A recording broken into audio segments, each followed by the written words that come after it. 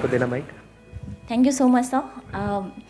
Like मेरा जो question है इसकी लाइक हम मोटिवेट होते, सपोज आपकी वीडियोस देखी या किसी से भी मोटिवेट हुआ इंसान, then like we plan big, but जब एग्जीक्यूट करने की बारी आती है, आई मीन हम ऐसी कौन सी स्ट्रैटेजीज फॉलो करें, basically that I want to know, कि जिससे कि मतलब लाइक हमें कॉन्फिडेंस बिल्डअप होना शुरू हो जाए, लाइक कि हम now our planning is being successful.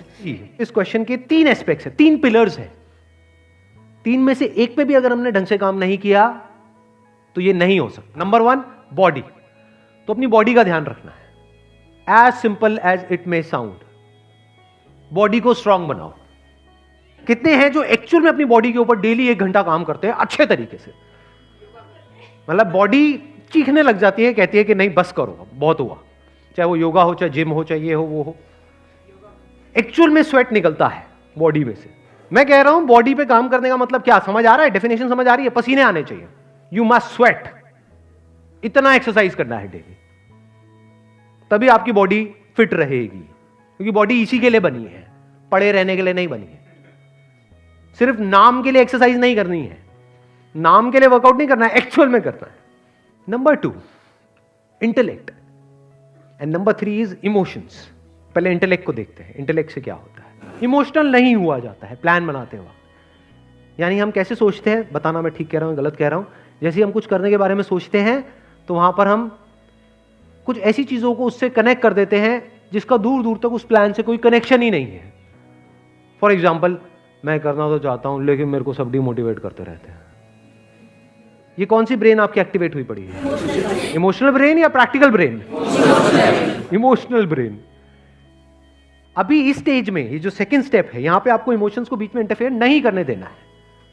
पूरी तरह से आप क्या कहोगे, बिल्कुल अनबायस्ड होकर के चीजों को देखना है। तो पहला स्टेप हेल्थ, दूसरा स्टेप प्लान, तीसरा स्टेप एग्जीक्यूशन। एग्जीक्यूशन के लिए आपको चाहिए एनर्जी। एनर्जी आती है इमोशंस से। इमोशंस को अगर आप ब्रेक करके देखोगे तो इमोशंस मतलब energy in motion, that is an emotion. Without emotions there is no energy. आपकी जो इमोशनल साइड है ना, या जो इमोशनल ब्रेन है, वहां पे लॉजिक काम नहीं करता है। लॉजिकली आपको जितना मर्जी पता हो कि ये करना गलत है, लेकिन जब इमोशंस आपके ऊपर हावी होते हैं तो अपने आप ही हाथ वहां पर चले जाते हैं, या आप वहां पर खींचे चले जाते हो।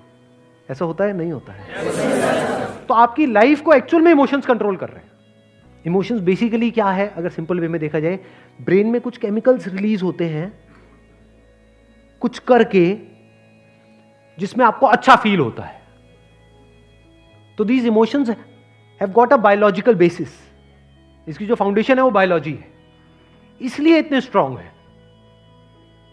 इमोशंस को इससे फर्क नहीं पड़ता है कि आपका प्लान क्या है, आपका गोल क्या है, आप क्या चाहते हो। इमोशंस को जो करना है वो करेंगे। तो हम कैसे कंट्रोल करें इसको? बिल्कुल अपनी जो इमोशनल ब्रेन है ना, एक बच्चे की तरह देखो। छोटा सा बच्चा जिसको कुछ नहीं समझ आता है। Logic comes from more and more of knowledge. Without knowledge there is no logic in life. बच्चों की लाइफ में लॉजिक कहां होता है? कुछ भी तोड़ना है तो तोड़ ही देते हैं ना।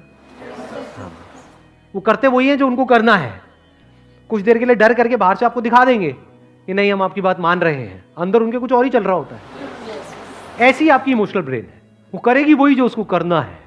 तो वहां से कब छूट पाओगे, कब निकल पाओगे? जब कुछ और करो जिसमें उससे ज्यादा मजा आए।